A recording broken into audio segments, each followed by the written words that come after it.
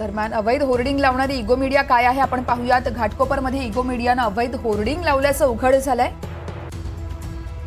Ego मीडियाची hoarding कोसळली आणि त्यानं मृत्यूचं तांडव ओढावलंय।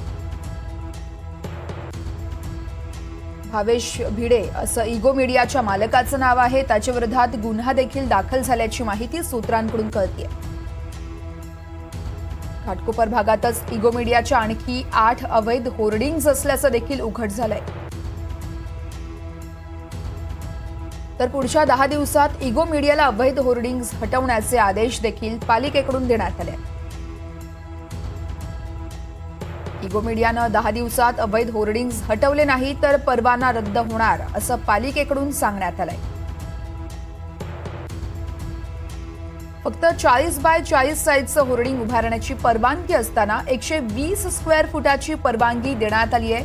त्यामुळे देखील इगो मीडियावर सध्या कारवाईचा बडगा उगारण्यात आलाय। एवढं मोठं होर्डिंग्स उभारण्यासाठी स्पेशल परवानगी कुणी दिली, का दिली, कारवाई होणार का असा सवाल या निमित्तानं उपस्थित केला जातोय।